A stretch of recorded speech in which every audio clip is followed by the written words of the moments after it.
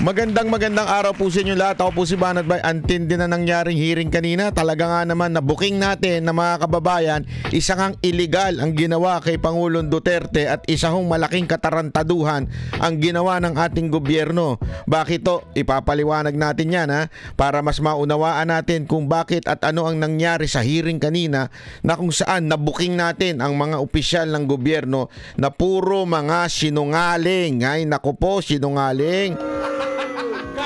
Yan ang hirap sa atin mga kababayan di ba? Pagka, alam mo, sabi nga nila, pag ikaw nagsisinungaling, paikot-ikot ang sagot mo, di ba? Kayong mga nagsisinungaling sa mga asawa ninyo, di ba? O pag kayo tinanong, paikot-ikot lang sagot ninyo di ba? Kasi nga kayo po ay nagsisinungaling. Yan ang problema sa inyo. So, eto papaliwanag natin yung mga pangyayari kanina. Ang dami hong pagsisinungaling ang ating pong nakita kanina at inconsistency. Kasi alam nyo mga kababayan yung pagiging inconsistent, ika nga, ay yan po ay senyales isa ho yan sa mga sign na isang tao ay nagsisinungaling. Kaya nga po sa korte, kung papansin niyo yung mga abogado, minsan paulit-ulit ang tanong, di ba ho? Kasi nga, para mas talagang maunawaan at malaman kung itong tao na ito magiging consistent yung sagot niya. Kahit baga, iba-ibahin mo yung tanong, iba-ibahin mo yung form of questions, di ba? Ay pare-pareho yung kanyang sagot dahil siya ho'y nagsasabing totoo. Pero pag ikaw yung nagsasabi ng hindi totoo, inconsistent ka. Ibig sabihin, iba-iba ang sagot mo, di ba? Kuwari, tinanong ka, bakit ngayon ka lang umuwi? Ang sagot mo kasi overtime sa opisina. Tapos maya-maya tatanungin, bakit ka na late? Pareho lang naman yung tanong, di ba? Pero ang sagot mo kasi traffic di ba? Yun po ibig sabihin mga kababayan ng iba-ibang sagot pero pareho lang naman ang tanong, binago lang. Yun po ang nangyari kaganina. Kahapon pala dahil sa hearing na yan na-booking natin na talagang itong mga public official natin nagsisinungaling pagdating po doon sa issue ng ewan ko kung matatawag ba nating pag-aresto o pag-abduct o baka naman talagang pag-kidnap sa ating Pangulong Duterte. Ano sa tingin ninyo? Pero alam nyo, una, gusto ko munang gusto ko po munang sabihin sa inyo kasi yung mga kababayan, marami yung mga nagsasabi ako, nababasa ako na plastic yan si Amy Marcos kasi si Amy Marcos po ang gumawa ng hearing. Si Amy Marcos po ang nag-start ng hearing since siya po ang chairperson ng Committee ng Foreign Relations. So mga kababayan, marami ko nakikita, sinasabi nila, si Amy Marcos di mapagkatiwalaan yan, ganyan-ganyan, di ba? Dahil sa hearing na to, wala namang mangyayari sa hearing na to. Ako medyo ibang perspective ko dito. Alam nyo naman po ako ever since, hindi po ako Marcos, hindi ko kinampanya si Bongbong Marcos, lalong-lalo na yung kanyang kapatid, di ba ho? At marami pa ho sa inyo hindi pa umaamin na nabudol, pero ako po, matagal ko na sinasabi sa inyo plastic yan, di ba? Matagal ko na sinasabi sa inyo hindi mapapagkatiwalaan yan. Matagal ko na sinasabi ho yan. Kaya lang mga kababayan, alam mo naman ang banateros, patas tayo di ba? Pag tama, palakpakan, pag mali, banatan. Yan po ang banateros. Yan po ang aming pinanghahawakan. This time, medyo maganda yung ginawa ni Senator Amy. Although, kulang. Maganda kasi in a sense, na-booking lahat ng kasinungalingan, na-booking inconsistent yung mga public official, mas lalong nalantad. Kasi noong una, nalantad, napukaw yung emosyon ng bawat Pilipino. Diba? Napukaw po yung emosyon ng bawat Pilipino na talagang ang ginawa ng gobyernong ito ay isang pagmamalabis kay Pangulong Duterte. But this time, mas lalong lumalim yung pagkaunawa ng bawat Pilipino na etong sila Marbil, sila Remulla, at kung sino-sino pa. Yung dalawang Remulla, yung magkapatid, at saka yung sino pa to, mga DOJ, Yusek. Sila ho ay talagang mga nagsinungaling, nagpapalusot, mas lalo pang lumalim na merong pang-aabuso maging sa kapulisan at lalong-lalo na po kay Torre. Although, sabi ko nga, okay sana, pero kung ako yung senador na yon, hindi ako kung talaga yung senador na yon, minsan napapaisip talaga ako eh. Hindi walang biro. Kung ako yung senador na yun, contempt ko talaga silang lahat eh. Kasi sa kamara nga mga kababayan eh, di ba? Kahit tama yung sagot, kinukontempt eh. Basta hindi nagustuhan ng congressman eh. Dito, hindi lang sa mali yung sinagot, pero alam na alam mong nagsisinungaling. Alam na alam mong nagpapalusot. As a matter of fact, ito sa bahaging ito, napakagaling ng ginawa ni Senator Amy, na pinresinta niya yung mga past interview nung mga opisyal at yung mga pagbabagong sinasabi nila ngayon. Ang ganda ng pagka-presenta niya dito. Magaling yung kanyang research team. Maayos, maganda. At dahil doon, kung ako yun na ngayon, nakulangan nga lang ako. Kung ako talaga yun, ay right then and then, contempt silang lahat sa akin, kulong silang lahat sa akin. Sa totoo lang po mga kababayan, hindi walang biro. Alam mo kung bakit? Obvious na eh. Ipapakita natin dito isa-isa. Alam mo, may mga, kasi hindi ko noong una nag-i-struggle ako kung i-discuss ko ba yung buo kasi baka maging boring naman. Pero dito, pinutol-putol na lang nung isa sa mga idol ko na page sa FB. Matagal na po yan. Matagal ko nang pinapollow po yan yung VOVPH. Matagal ko nang pinafollow yan. At consistent yan mula ng kampanya ni Pangulong Duterte ay talagang maganda ang pagka-research niyan. At kinuha ko yung mga videos niya kung saan pinakita dito yung mga inconsistent na sinasabi ng mga public official natin. At dito mo malalaman na talagang meron silang plano. Kahit i-deny pa nila ng i-deny, meron silang plano. Kasi nga alam mo, ang problema kasi dito, pag sinama mo yung lahat ng bida-bida, talaga mapapahamak sila. Yun ang problema mga kababayan Alam mo, sa grupo, minsan, okay na isa lang ang bida-bida. Pero kung lahat kayo bida-bida, yari ka talaga. Diba? This time, lahat sila ata may pangarap maging senador. Kaya lahat sila bida-bida. Yan tuloy. Talagang natalisod sila, ika nga. Hindi ko alam ano ba sa English ng bida-bida?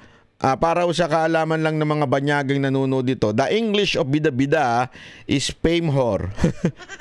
Yung they want to be in the limelight, ika nga.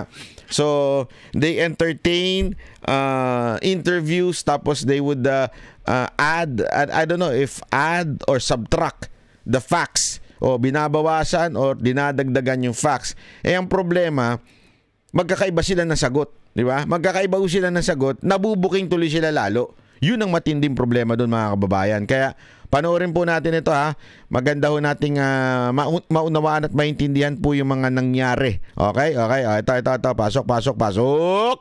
Ba't kayo masyadong nagmamadali? We are going, unang-una ma'am, ang reglementary period, mamalasin naman kami pag hindi namin ginawa. Mamalasin? Ano ito? Ano to? Mamalasin kayo pag hindi nyo ginawa. Dito binubuking ni Senator Amy na bakit dali-dali nyong itinakas si Pangulong Duterte sa Pilipinas, Bakit? Anong reglementary period? Anong period yun? Dahil sinabi na nga ni Executive Director sa ating PCTC na diffusion lang naman yun Wala nga commitment pinag-uusapan dun Wala nga red notice, pambira There is a warrant. Takal na ni Arnie Tevez wala pa rin, di ba? Ba't kayo nagmamadali? Ano yung reglementary period mo? Yari siya, natarayan siya. Ano yung reglementary period mo? Feeling ko sa loob-loob nito ni Toreng, ikaw ang susunod kong aarestuhin. Sabi siguro niya kaya lang, ay, mali. Ano pala ito? Kapatid pala ito ng presidenteng sinusunod ko. Bago! Barado barado. Referring to the SOJ, ma'am. If the SOJ wants to answer. Nagpa-rescue sa DOJ, hindi alam ang sagot. Hawa ka talaga, Brad. Sinasabi ko na sa iyo Yan ang mahirap sa atin pagka wala talaga tayo sa hulog Rescue! Hindi ba pwede kayo na muna? Mauna lang kayo, tapos sa si SOJ. Pwede. Okay, yan ang problema kay Senator Amy. Medyo lumalamya siya Okay na sana yung mga unang diin niya. Kaya lang along the way, lumalamya. Hindi ko nga alam kung talagang mahina lang siya, katulad ng kapatid niya. O she's trying to please everybody. Kasi yun ang problema pag if you're trying, alam mo, ito sasabihin ko lang sa inyo marami mga politiko dyan gumigit na. Marami dyan mga politiko gumigit na. Bakit kanyo? Kasi they're trying to please people so that they would get votes. Ang problema minsan na hindi nila alam, sa pagiging gitna nila, mas lalong wala silang napiplease. Di ba? Kaya nga mismo, meron yung tinatawag na biblical principle which is the lukewarm Christian. Ha? Ano ibig sabihin nun? You're neither hot nor cold. Hindi mo alam kung saan ang tayo mo. Di ba? Hindi mo maintindihan. Yan yung mga Christian na alam ang Biblia, alam ang lahat about Christianity, pero lukewarm. Hindi mo alam kung sino ba talaga sinusunod niya. Parang ganito din dito Minsan ganyan to si Senator Amy. Minsan ito problema nitong alin to Minsan babatikusin yung kapatid niya, babatikusin yung gobyerno, tapos biglang papaling ng konti, di ba? Tapos umayat-maya sasabihin niya, independent siya, tapos yung pala, kasama siya. Yung ganun bang, ano ba talaga Minsan ang gulo mo rin kausap no? Kaya ka binabatikos Nasa gitna ka kasi. Eto, tingnan mo, ngumiti ka pa. Sana diniin mo na lang ng todo si Torre. Diba? Ba't di ikaw sumagot? Ikaw yung umaresto, ba't di ikaw sumagot? Bakit mo ipapasa sa DOJ? Nandiyon sila ba umaresto? Ikaw ang umaresto. Okay. My main processes during the time is that I have implemented a warrant, and it is therefore the person is already arrested by virtue of a legal warrant, and Article 125 comes into play of the revised penal code, which is entitled delivery of persons legally arrested to the proper judicial authority, and I do believe at this point the judicial authority will be the ICC. Therefore, I have to abide with that Article 125 of the revised penal code. So inaamin mo warrantless arresto? Kasi yung Article 125 ng RPC does not apply kung may warrant. So inaamin mo walang warrant? At the many stages, ma'am, all the many other, among other laws. Mind, General Torre, warrantless arrest ba to o may warrant? Kasi ang liwanag naman ng Article 125 ng revised penal code. I do believe that I have a warrant at this time. I just don't want to be... Di walang reglementary period. I do believe, sinasabi niya, I do believe na may warrant. Medyo natumbok ni Senator Amy dito Bakit ka nagmamadali, 'di ba? Kung may warrant, ibig sabihin kailangan mo talagang dalhin sa husgado sa Pilipinas. Mamili ka. Kapag warrantless arrest, edi may period. Kapag may warrant, walang period. Just the same, ma'am, I have to deliver him to the judicial proper authority. Hindi pareho yun. Yun na, suko na siya. Suko na siya, sabi niya. Hindi nga pareho yun. Yan kasi ang problema sa kanila.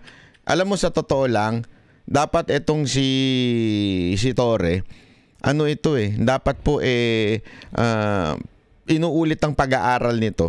Walang biro. Dapat tinuturuan to ng isang abogado. Meron isang abogado doon na matikas Talagang naipaliwanag niya kung ano yung tamang proseso ng pag-aaresto. Hindi katulad nito na wala talagang wala pong kaalam-alam, ika nga. Para bagang siya, nagre-response lang siya, yung sa tingin niya ay tama. Hindi yung talagang tama. Magkaiba kasi yung sa tingin mo tama, ito yung sa tingin mo, o yung talagang tama. Magkaiba ho yun. Hindi ho yung pareho, mga kababayan. Ito pa yung paulit-ulit na sinasabi kasing walang warrant. Kasi diba sinasabi nila hindi naman ICC yon kung hindi Interpol, di ba? Kaya hindi nila daw sinusunod yung authority ng ICC kasi yun ang paulit-ulit na sinasabi ng presidente, sinasabi ni Remulla, hindi authority ng ICC. Di ba? Yan ang paulit-ulit na sinasabi, kung hindi Interpol. Ano ba ang meron dun sa Interpol? Ito yung sinasabing red notice, di ba? Ito yung ito. Ayan. Ang problema, mga kababayan, hindi po red notice ang nabuking din dito sa pagdinig nito na walang red notice. Ano po ang meron? Yung diffusion o yung red diffusion. Anong ibig sabihin yan? Ayan, papakita ko sa inyo. Ayan yung pinagkaiba. Diffusion order at saka red notice nasa kaliwa. Di ba? Nakita nyo? Di sa red notice, kitang-kita nyo naman mapula-pula. sa kanan, wala. Di ba? Anong pinagkaiba nun? Okay? Ang pinagkaiba nun, ipakita natin para tanungin natin si ChatGPT kung anong pinagkaiba nun. Ayan po ang pinagkaiba nun. Interpol Red Notice. Definition, a request for law enforcement worldwide to locate a provision arrest person pending extradition. Request yan nanggagaling sa isang member state. Halimbawa, tayo bilang membro ng Interpol, pwede tayong humingi ng tulong sa isang tao, which is yung ginawa nga nila kay Tebes. Hinihingi nila ang tulong ng Interpol ng Timor-Leste para dakpin po si Tebes. Ito nga po ang matindi ho dito dahil sa wala pong politika na ina-apply sa Timor-Leste. Kaya nga, tandaan ninyo ang Interpol ay request. Okay? Ito po ay, tingnan nyo yung legal weight, not an international arrest warrant. But many countries treat it as a valid basis for arrest. Pero, ibig sabihin nun, hindi siya talagang international arrest warrant. Kung hindi papayag yung bansa na yun, yung gobyerno ng bansa na yun, walang magagawa ang Interpol. Okay? Yung public or private, mala na yan. Basta na lang natin yan. Ano lang naman yan yung Interpol Red Notice publicly available. Yung Interpol Red Diffusion, ano po yun? An urgent, informal, yan importante dyan, informal request. It is not a command. It is not a law. It is a request for the location and arrest of a suspect before a formal red notice is issued. Sa madaling salita, okay? Legal weight, less formal ito doon sa red notice. Okay? So yung red notice nga ay hindi batas, hindi law, hindi tayo obligadong sumunod agad-agad. Okay? Mas lalo na itong red diffusion. Okay? Ang titingnan nyo dito, yung issued by, ano yon? A member country directly to other countries via Interpol Secure Communication System. Sa madaling salita mga kababayan, itong sinasabi dito, isang membrong bansa mismo gamit ang secure na communication system ng Interpol. Ibig sabihin, since ang ICC ay hindi bansa, okay, hindi po bansa yun baka akala ninyo bansa ang ICC, hindi po. Merong nag-request para magkaroon ng red diffusion ng Interpol. At napag-alaman natin yan, di ba? Marami na ho nag-vlog niyan. That request came from our own government. How? Through media. Binibigyan nila ng idea ang Interpol. At may gumapang sa Interpol para magkaroon ng red diffusion si Pangulong Duterte para ngayon gagawin nilang dahilan na hindi kami sumunod sa ICC pero sumunod kami sa Interpol. Pero ang totoo niyan, merong nag-request. Pangalawa, even if this is less ang kanyang weight, ibig sabihin less ang demand ng diffusion, bakit natin sinunod? Sa madaling salita mga kababayan, eto lang kasimple yan. Paikot-ikutin mo na ang mundo ng gobyerno sa Pilipinas. Ginusto ni Marcos yung ginawa ng gobyerno. Hindi natin alam kung siya lang, si Marcos lang ba, o baka pati si Romualdez ay kasangkot. Ginusto nila at pinagplanuhan nila yan. Hindi pa pwedeng hindi. Kasi tingnan nyo anong nangyari? Yung kay Tebes, ayan yung bagong balita. Saktong lumabas. Ang galing nga talaga ng Diyos Alam nyo ba, after the hearing lumabas ito. Etong nga, yung gabi lang siya lumabas. Anong nangyari? Pahiya, olat, si Remulla, si DOJ, siyempre siya ang secretary, di ba? Siya ang paulit-ulit na sinasabi niya, babalik na. O kaya nga yung mga media, nagabang pa kayo sa airport Babalik na yan si Tebes, maano na yan. Anong ginawa ng Timor-Leste? Ginrant niya yung appeal na i-block yung extradition. Sa madaling salita, ang Pilipinas humingi ng tulong sa Interpol sa Timor-Leste. Ano sabi ng Timor-Leste? Chotomate kudasay. Hindi. Iba yun. Ang sinabi ng Timor-Leste, sandali, pag-aaralan namin ito sa korte. Aayusin namin to. Hihingan namin ng panig ang inaakusa na si Tebes.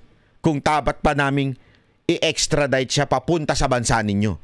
Tandaan nyo, Pilipino si Tebes, and yet, hindi pumayag ang Timor-Leste. Nung nakita nila, syempre, nag-decide sila eh. Ayan, decided unanimously to grant an appeal. Ibig sabihin, mga kababayan, yung Timor-Leste, naiintindihan ang batas. Yung Timor-Leste, naiintindihan nila yung pwede lamang gawin nitong Interpol. Naintindihan niyo ibig sabihin? Anong ibig pa? Ibig lamang pong sabihin nito, tayong mga Pilipino, lalong-lalo na si Secretary Remulla sa DOJ, na ang pilit niyang ginagano ng Timor-Leste, inaano niya si Timor-Leste, para bagang inuutusan niya ang Timor-Leste na sumunod. Pinahiya siya. Hindi kami susunod kasi meron kaming due process. Mantakin mo Pilipino ito, hinihingi siya ng bansa niya, hindi ibinigay. Bakit? Sinunod ang due process. Sa Pilipinas, Pilipino, ibinigay ng bayan natin sa ibang bansa. Ganon katarantado ang gobyerno natin. Ganon kaputang ina yung mga namumuno sa atin. Kagago. Bakit? Mismong kalahi natin, wag na natin sabihin si Duterte ito, mismong kalahi natin, wala pang red notice, hindi pinadaan sa due process at binigay sa ibang bansa. Now, anong nakakairita dito? Ang nakakairita dito, deny pa sila ng deny. Alam nyo, simple lang naman puro kayo mga walang bayag. Kayong mga nasa gobyerno sa Pilipinas, puro kayo walang mga bayag. Aminin nyo na lang, gusto naming matanggal na si Duterte dito sa Pilipinas. That's it. Tapos ang usapan. Now, let's talk about legality. Eto kasi ngayon, deny pa kayo ng deny. Hindi naman namin sinusunod ang ICC. Ang dinisunod lang namin Interpol na yan. Hindi nyo na lang aminin. Sa bagay, tama talaga si Duterte. Marcos is so weak. Hindi kayang panindigan ang mga desisyon. Kaya kailangan magpalusot pa, magtago sa palda ng mga kasamahan niyang mga sekretary niya. Ganon kahina ang ating, ewan ko, kinukonsider nyo pang presidente yan. Parang walang paninindigan Kasi kung, sabihin mo na lang, diretso mo, I want Duterte out of this country. Tapos ang usapan. Now, pag-uusapan na ng legality, hindi Ang dami nyo pang palusot. Yun ang problema dyan. Di ba ho? Yun ang sanang hindi maintindihan itong gobyerno to. Kaya tuloy nagkakaleche-leche kayo yan ang totoo. Kaya nagkakaleche-leche. Ito maganda itong paliwanag nito. Medyo malalim ito pero ipapaliwanag natin para mas maunawaan natin kung ano ba talaga nangyari. Jay Remulla, etong sinabi... Ay, sorry. Hindi pala yan. Ito. Ay. Ito. Sige. Yan na nga. Yan na. Ito na. The implementation of the... sorry. Ito. Jay Remulla, etong sinabi ni ASEC Nico Clavano, March 13th. May tinatawag po na competent judicial authority kung saan siya mismo ang mag-test na yung buong proseso po na dinaanan ng arrest ay tama. Ito po ay hawak-hawak ko po yung ating rule, Article 59, na kailangan dalhin yung person arrested sa competent judicial authority. So yun po yung naging papel. Kami po yung nagsilbing competent judicial authority. Po, yun talaga. Ang linaw nung sinabi niya. Kasi nga, dahil kailangan, tingnan niyo to first, they acknowledge Article 59. They acknowledge Article 59 na sinasabing kailangan iharap sa korte yung akusado bago siya ma-extradite. Aminado sila. Bakit? Ito sinasabi nito ni itong taon to, itong Yusek na to, sinasabi niyang, kami nga yung tumayong pinakakorte na doon. Kami na yung tumayong pinakakorte bilang doon sa Article 59 na yun. Kami na yun, DOJ. Hindi ko maintindihan kung saan kaya graduate ito, no? Saan kaya graduate na law school itong si Tutoy na to, no? Yung naging role namin, yung naging competent judicial authority. I'm sure that that was meant in a figurative manner, ma'am. Tapos sinagot pa. Mantakin mo, ha?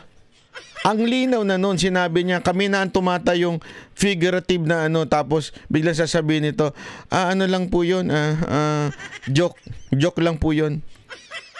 Hindi, diba? Isipin mo, alinaw na sinabi ni Tutoy, tapos biglang sasalbayin siya nung boss niya, na hindi, ano lang po yun, figure of speech lang yun. Yun talaga yung naging role namin, yung naging competent judicial authority. Yun ang role nila, competent judicial authority. I'm sure that that was meant in a figurative manner, ma'am. Ito naman si figurative manner. Sabi niya, wala yun.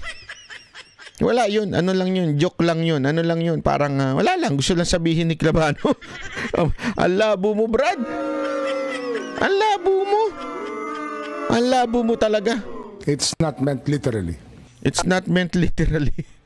Anak ka ng wewe. Anak ka ng... Daldal nyo kasi.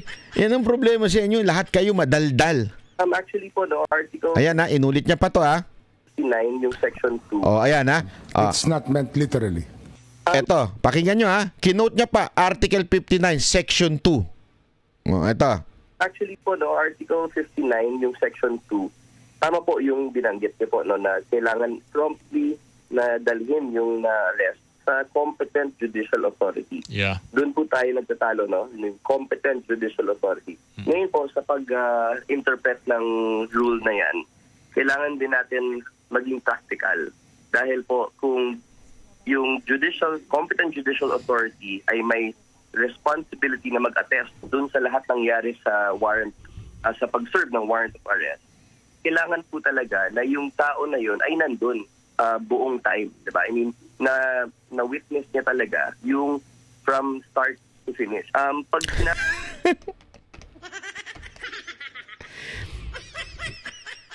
Ito imagine niyo, inamin niya na tama yung Article 59. Ngayon kasi mali na sa kanila eh.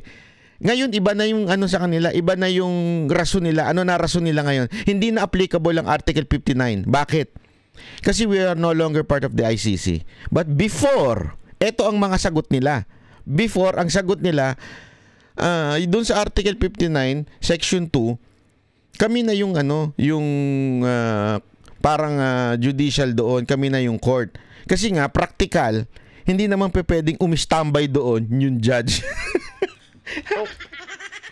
Kasi nga doon sa whole process, hindi siya pwedeng kumuha ng judge at ilagay doon at tingnan niya yung mga nangyayari. Oh my golly, what kind of lawyer is this? Sa bagay kayo ni Claire Castro, pareho kayo ng utak. Pambihira kayo.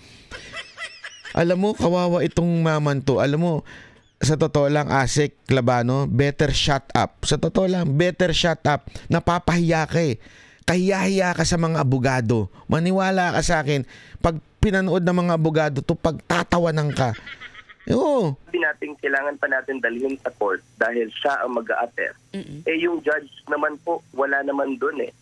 Hindi naman yan na-witness yung pag-serve ng warrant hanggang sa pagbasa ng Miranda rights at yung...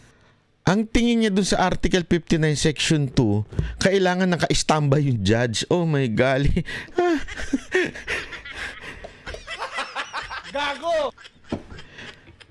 Mga kababayan, in every arrest, every serving of warrant of arrest, hindi kailangan yung judge na andoon.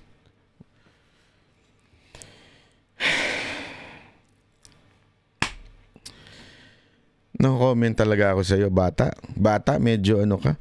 Matinding ako kasi bakit? Based on my experience. I will not elaborate kasi the case is under gumagalaw pa rin po.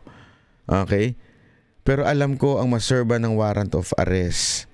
Hindi mo kailangan nandun ng judge sa tabi mo. Ang kailangan mo, pagka-aresto sa'yo, dalhin ka dun sa judge para doon ka mag-bail or doon ka bibigyan ng pagkakataong sumagot.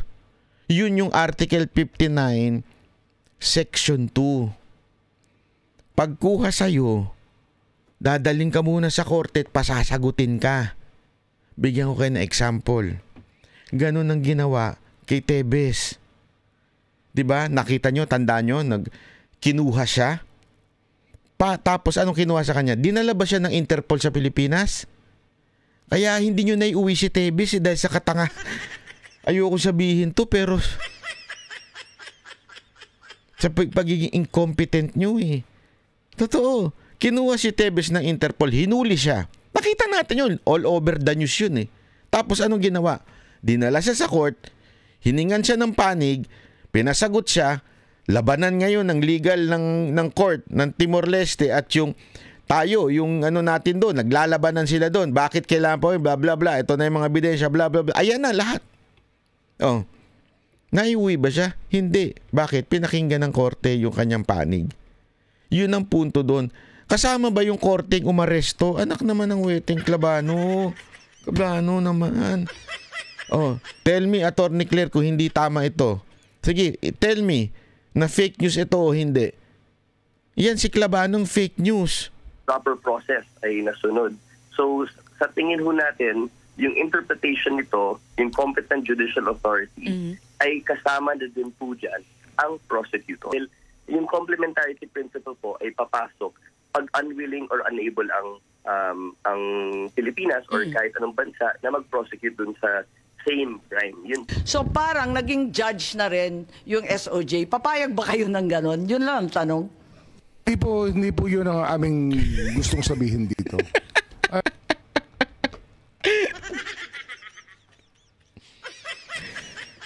Paluin mo yung puwet ni Klabano. Pagsabihan mo, wag kasi magdadaldal kung walang alam. Mantakin mo sabihin ng kanyang boss, hindi po yun ang aming ibig sabihin. Ano ibig mo sabihin doon? Ano pa bang ibig sabihin doon? Ang linaw-linaw na nun. Hindi po yun ang ibig sabihin namin doon. Pambira ka, oo. Yun po mga salitang ginamit lamang dahil sa sitwasyon ng pinag-uusapan. Ngunit wala ho. Ginamit lamang dahil sa sitwasyon ng pinag-uusapan. Ang sakit mo sa bangs, te. Ang hirap magpalusot, no? Ang hirap magpalusot. Ang hirap talaga ilusot yung mga problema nyong ganyan. Ang intensyon na sabihin kami po ay hukuman. Hindi po kami hukuman. Buti alam mo. Bakit yung tao mo hindi alam? Kawawa naman kayo. Ay, nako. Buti talaga alam mo yung mga tao mo. Ewan ko kung ayoko na lang sabihin tatanga-tanga pero ewan ko bakit ganun ang utak ng mga yun. Yusek Nick, ano po yung... Ito pa, isa pang ano to Isa pa sa kanilang tao to. Yusek din ng DOJ to Ito, in-interview mo pa kasi isa ka pa Oh. Naging papel po ninyo. At ano daw ba ang papel niya doon sa pag-aresto? Okay, ito tuloy natin na isa-serve yung warrant of arrest kay dating Pangulong Duterte. DOJ, nandun ako at si Prosecutor General Dong Fadolion. Naging papel ng DOJ doon ay kami ang naging competent authority or competent judicial authority. Pareho sila ng tono ni Klabano. Pareho silang ginamit na words. Halatang nag-usap sila pero hindi nila tinanong doon sa kanyang sekretary. Or baka tinanong nila doon sa sekretary na yan ang isagot ninyo pero na-booking na mga legal mga lawyers na nagko-komento na hindi pa pwede yun. Hindi pa pwede na kayo ang pinaka-legal authority doon. Upang saksihan ang buong pagpatupad ng warrant of I'm sure that that was meant in a figurative manner, ma'am. Sakit yun sa banks. Ang sakit yun sa banks, that's figurative lang. Figurative lang yun. Na nanghuli kayo ng tao, figurative lang yun. Ang sakit nyo naman sa banks, kuya. It's not meant literally. Hindi po yun ang aming gustong sabihin dito. Yun po mga salitang ginamit lamang dahil sa sitwasyon ng pinag-uusapan. Ngunit wala akong intensyon na sabihin kami po ay hukuman. Hindi po kami hukuman. The revised penal code, which is entitled Delivery of Persons Legally Arrested to the Proper Judicial Authority. And I do believe at this point, the judicial authority will be the ICC. Kami ang naging competent authority or competent judicial authority. Po, yun talaga yung naging... Magkakaiba sila. Si Torres, sinasabi naman niya, ako, naniniwala ako, warrant of arrest siya. At ang competent authority o yung judicial na nakakasakop nun, ICC. Ito naman, kami yun. Oh my gali. namin yung maging competent judicial authority. Parang kailangan yata nila ng group chat. Iyon! Gago! Yun ang pangdiin doon, kailangan nila ng group chat. Hindi sila nag-uusap-usap. Kaya nagkaganiritong pangyayari na to. Kaya nagkakalokohan tayo. Ang lupit nyo, Brad. No comment ako sa inyo. Ang lupit ninyo. Hindi, alam mo yun, kaya sinasabi ko nga sa inyo, mga kababayan nating mga Pilipino, dito, kitang-kita mo kung paano sila nagsisinungaling. Kung paano nila hindi talaga tinupad yung due process. Ano yun? Na pag hinuli mo ang isang tao, dadalin mo sa local court, hindi sa DOJ, hindi yung USIC ng DOJ, hindi yung ASIC ng DOJ. Dadalin mo sa local court at doon bibigyan ng tsansa yung tao sumagot. Yung tao na patunayan sa sarili niya na hindi siya. At kung local law yung kanyang hindi warrant, doon siya pwede mag-bail, doon pa sasagutin yung abogado niya. Dadalin mo talaga sa korte. Hindi mo pwedeng idiretso sa kulungan kaagad-agad. Ang bihira, oo. Ang tindi talaga ng natin, ng mga nasa gobyerno natin. Talagang binudol lang nga kayo ni Marcos. Ha? Talagang yung ginagawa nyo pa ngayon, nambubudol pa kayo sa mga Pilipino. Buti na lang talaga, mautak din ang mga Pilipino. Kudos dito sa nag-edit nito si VOB at saka kaya nga sabi ko sa inyo, nagpapasalamat pa rin tayo. Ako, hindi ko iboboto pa rin si Senator Raimi, ha? Alam kong naglalaro yan. Pero gayon pa man, nagpapasalamat tayo dahil sa kanya, napatunayan natin na nagsisinungaling talaga to. Mga itong dito, lantaran na bubuking sila. Nagbubuking ko sila ito pa, isa pa papakita ko pa sa inyo, ha. Isa pang dahilan na nagsisinungaling sila. Ito, tingnan nyo naman. Yung kapatid naman. Ito, isa pa to The implementation of the ICC warrant is beyond my mandate and I have no part in it. And may I also state for the record that I am not aware of any core group, nor am I a member of such group that allegedly planned and prepared for the arrest of former President Duterte. Hindi naman. It was a group effort. Secretary Anyo was there too. There was also no intelligence operation. Secretary Anyo, of course, his specialty is intelligence, so he was gathering all the information in his source, in his location. The former President's presence in Hong Kong, as well as his return to the country, was a public knowledge since it was heavily reported in both mainstream and social media. The information that he gathered and shared was very reliable. And such as? Or is there anything you can share? The conversations on whether or not they would go home. Ibig sabihin, yung mga lawyers po sinasabi kay dating Pangulong Duterte? Parang gano'n ang lumalabas sa mga sources.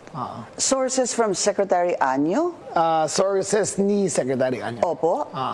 And he relayed that to the core team. So the core... Alam mo mga kababayan, ito dito, conflicting ang sinasabi nila. Okay? Sinasabi ni Anyo, sandali, wala ako dyan, hindi ko alam yung pinagsasabi mo. Ang sagot naman ito ni Remulla, it's the President, yourself, Secretary Anyo, Secretary Teodoro, and the President. And it is utterly tapusin muna natin to para paiwanan ko sa inyo. Unacceptable and unfair that my name is being dragged into an alleged grand conspiracy. I firmly deny any allegations of a grand conspiracy. Parang kailangan nila ng group chat. Ngayon, group chat na naman. Ito mga kababayan, kasi sinasabi nito ni Secretary Remulla ng DILG, sinasabi niya yung mga kasangkot, di ba, na nadinig kaya nga nabansagan traidor si Anyo eh.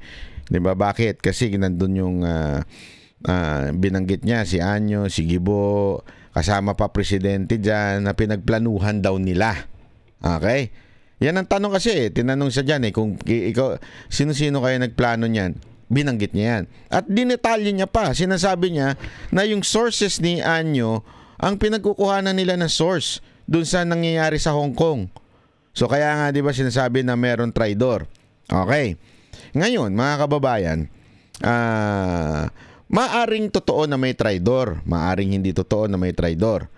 Gayunpaman, magkaiba ho ang sinasabi nitong dalawang to. Sinasabi nitong ni Anyo hindi totoo. Sinasabi naman nito isa totoo. So, definitely, one must be lying and the other one is telling the truth. Okay? Sa akin, sa sarili ko lang ang opinion to. Bahala kayo kung anong inyong opinion. Sa akin, mas pinaniniwalaan ko si Anyo kahit papaano. Maybe he was blinded. Maybe he was blinded and just, baka pati siya tinarantado. Baka pati siya ginago. Kunwari, yung nag-fish lang, nandun pa ba sila ganito. Ikaw naman, without you knowing na merong plano itong mga kasamahan mo, bigay ka naman na bigay ng info. Kasi nga, maybe kaibigan mo yung mga ibang tauhan ni PRRD sa Hong Kong. Ibig sabihin, you are pure in answering the questions. Kasi bilang parte ng gobyerno to, trabaho mo na sumagot kung may tatanong sa'yo about your area. So sinasagot mo lang naman without having the knowledge na uhulihin na pala yung dati mong pinagsilbihang presidente. Posible yon. Yun yung nakikita kong posibleng nangyayari. Ako personally, I do not know Anyo. Okay? I do not know Anyo. Lalong hindi ko naman kilala to isang Remulla na ito. Pero kung mas meron akong ibibigay ng hindi sagad na tiwala. Pero kung may last lamang naman na may pagkakatiwalaan ko, mas pagkakatiwalaan ko si Anyo. Si Anyo kasi hindi naman politiko eh. Etong isa, pinanganak na ho ito na politiko eh. Alam na natin yung mga karakas nito ni eh. Kasi malamang nangyari dyan. Si Anyo tinatanong nila.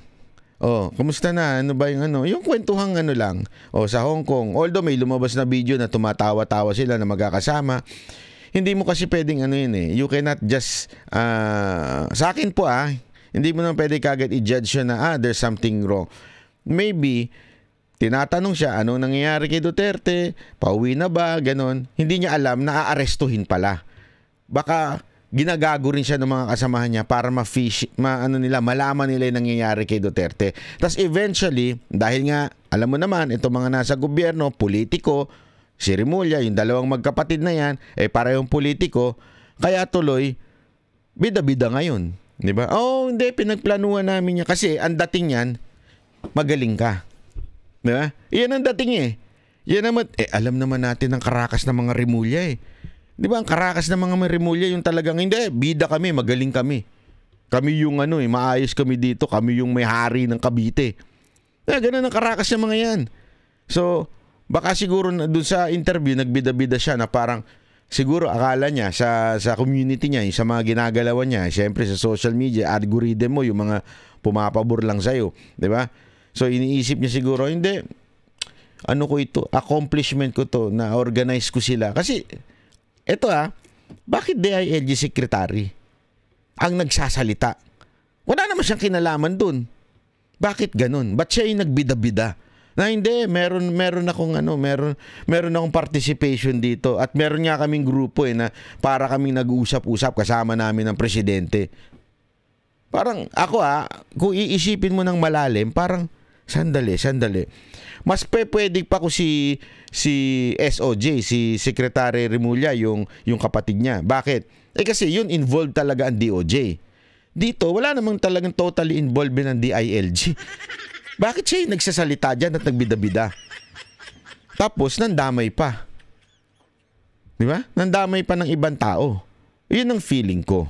You maybe have different opinion. I respect that. You can be wrong and you can be right and I'm wrong. I respect that. Pero yun lang yung aking pananaw dito. Hindi ko kinakampihan si Anyo ha, pero wala kasi akong tiwala sa mga Rimulya. Yun ang totoo dun. Yun ang totoo. Kaya feeling ko para maging bida lang ito si nagbida-bida sa media para alam mo yun, para hindi ako yung kasama ako just nagplano eh. Yun na lang sa akin. Ito pa. Ito naman ha. Another issue ito. Ito pa na pabago-bago siya. That's a part of our planning process. Libo-libo ang minobilize na kapulisan gumastos ang buong pamahalaan para lamang sa isang chismis galing sa Hong Kong. Sabi po ni Secretary John Vic na chismis lang naman ang umabot sa kanila. Hindi naman sila nakatanggap ng anumang katibayan eh. Ma'am, it's a standard, Madam Chair, it's a standard procedure ng Philippine National Police kay chismis. So we have to prepare and plan kung ano pong mangyayaring event. Yun. So kahit daw chismis, they have to prepare and plan. Mahilig talaga si Kuya sa chismis. Bakit kaya? Wala, no comment. Wala ako sinabi. Mahilig ka lang talaga sa chismis na PNP chief. No. 7,000 po? Base sa chismis? Wala kayong No, we don't have any record na 7,000. I Yun ang pinagmalaki sa dyaryo. Hanggang dyaryo lang naman kami. Yun daw pinagmalaki sa dyaryo na may 7,000. Anak nun. Sino ba nagsabi niyan? Sino ba? Diretsuin mo, Senator Amy. Sino nagsabi niya na may 7,000 hinanda para aresto yung si Duterte? Meron na naman nagbida-bida. Kaya nga sabi ko sa inyo mga kababayan sala rin dito si Rimulya eh. Ma'am, wala po kami nilalabas ng ganong karaming tao. I guess it's more of pinapilaki. But I doubt with this number, ito lang po yung nilabas po namin tao. So, ilan ang minobilize ninyo kung sinasabi niyo labis-labis naman ang 7,000? Sa tingin ko, labis-labis. Isipin mo, chismis lang. Ma'am, based on the numbers, more... Nahulog siya sa patibong dito Medyo magaling ang tirada ni Amy dito Kasi sinasabi niya, hindi totoo kasi chismis lang pala yan. So, ang dami nyo namang minobilize na sa chismis.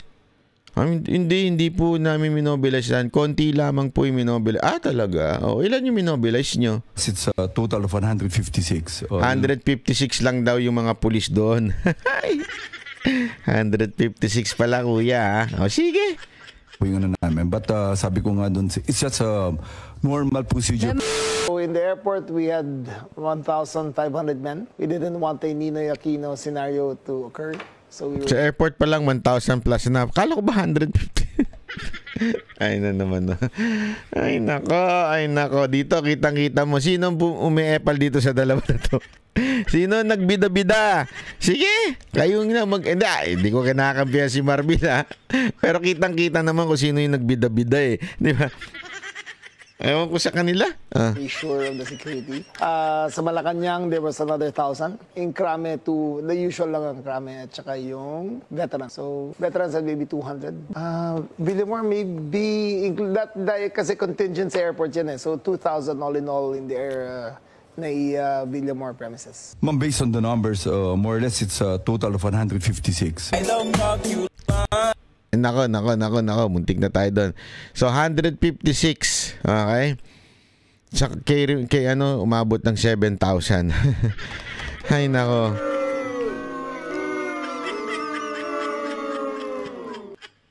Alam mo talaga, kuya.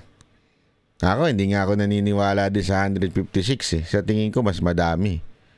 Kasi doon pa lang sa labas yung mga riot police na, madami na ho yun. Unless, kasi maaaring hindi niya kinoconsider yun. Kasi alam mo ba sa riot police, hindi pa naman totally...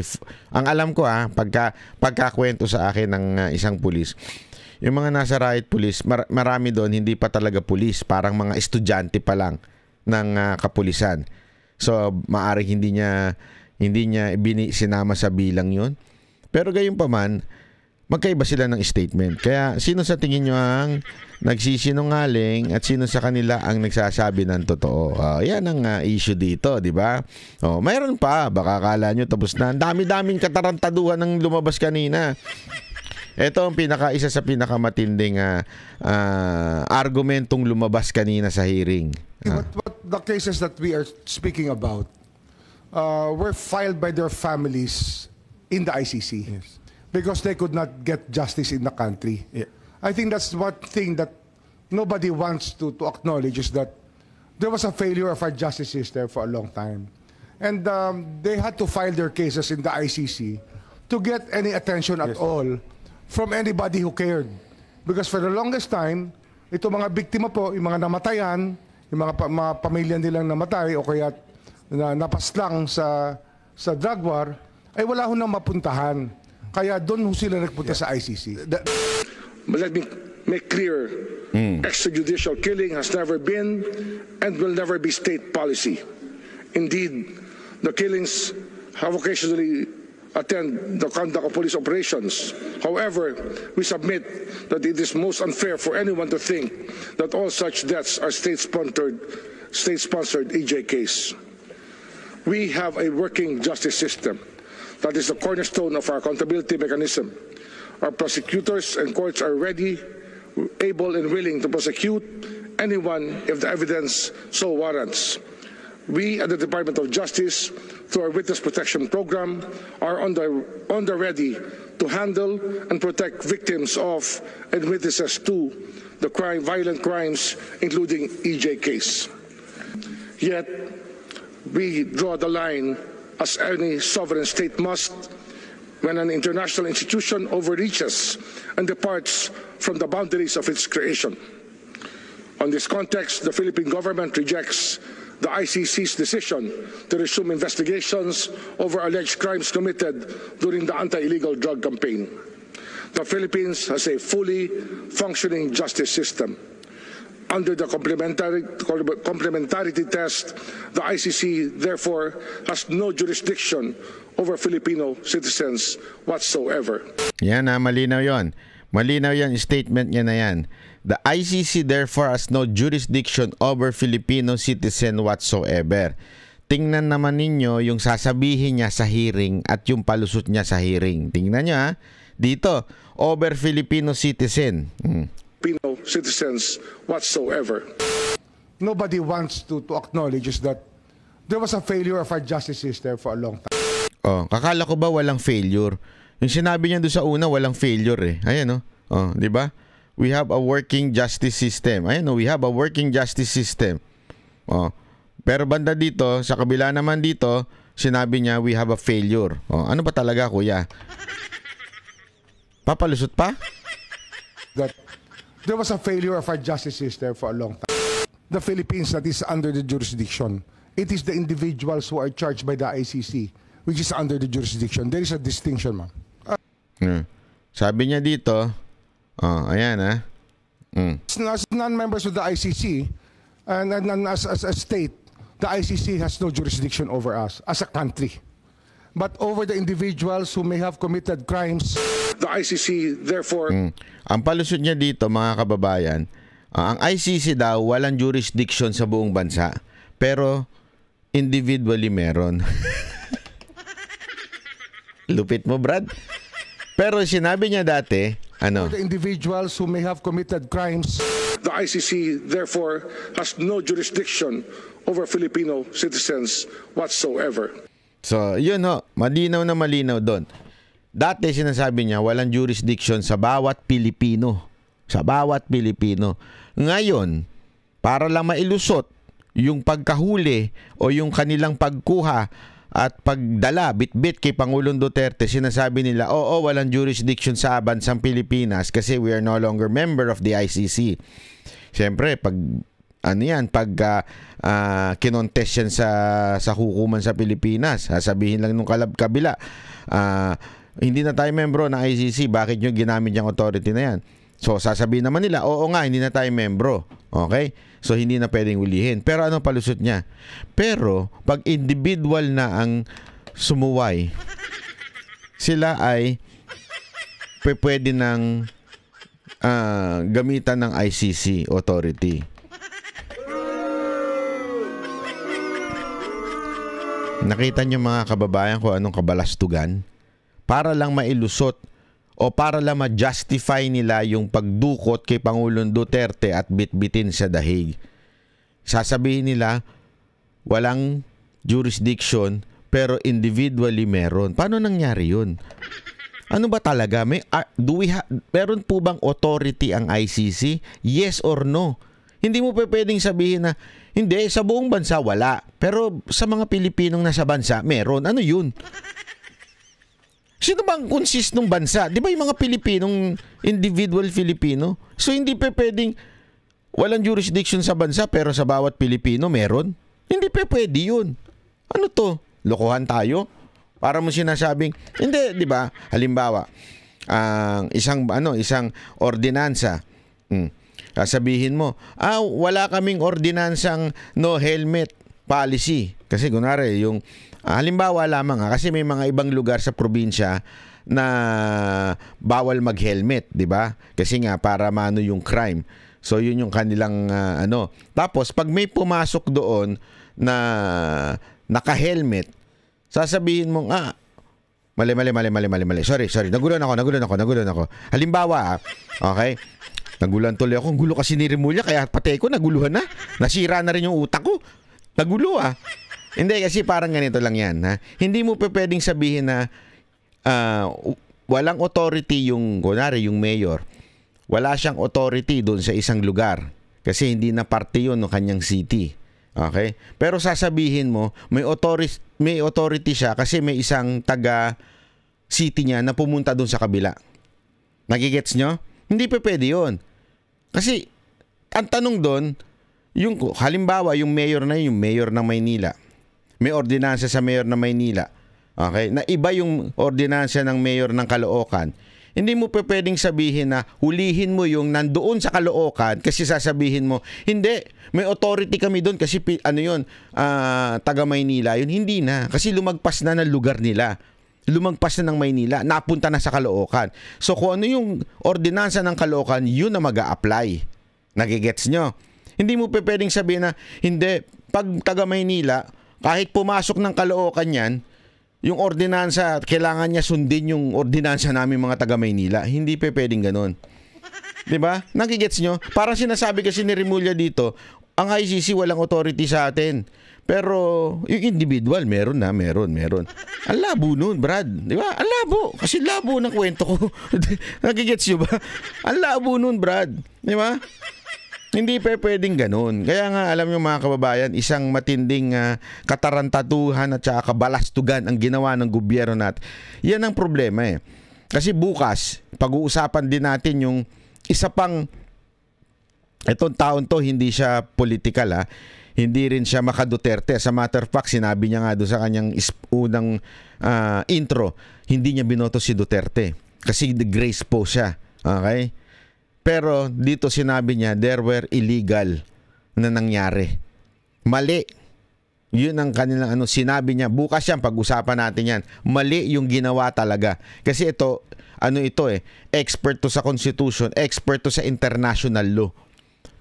Lantaran niya sinabi doon sa Senate hearing na mali yung ginawa ng gobyerno natin. Abangan niyo yan bukas, pag-uusapan natin. By the way, sa mga taga-Japan, mga nandito sa Japan, kumbangwa, magkita-kita po tayo sa Sunday alauna sa diyan sa Hachiko, sa Shibuya. Maglalakad tayo, paikot-ikot tayo. Magmamarcha tayo hanggang umabot sa Malacanang. Biro lang. Magmamarcha tayo, paikot-ikot dito sa Shibuya. Okay? Para ipakita ang suporta kay Pangulong Duterte. So sana ay magkita-kita tayo. I'll be there personally to witness. Sana naman wala akong sakit. Kasi nung last time may sakit ako Ewan ko ba, pag mga rally nagkakasakit ako. Sana wala akong sakit noon by that time. Pero magkita-kita po tayo sa Sunday sa Shibuya, sa may Hachiko. Alauna, sandali nasa Japan tayo mga kababayan Pag sinabing alauna. Sa Pilipinas pag sinabi mong alauna pala nagbibihis. Okay? Dito pag sinabi mong alauna, naglalakad na. Kaya kailangan dumating kayo bago mag-alauna. Okay? Sama-sama na tayo mag-lunch doon. Kumain tayo ng kumain. Ha? Okay, maraming salamat po. Kita-kita ho tayo mga kababayan. Sana ho ay panoorin nyo yung video ilalabas ko bukas. Malupit yun. Naku po, malupit na malupit. Okay? Like and subscribe. Ako po si Banat. Bye! Yan ang Banateros, boses ng ordinaryo Pilipino. Banateros ay wala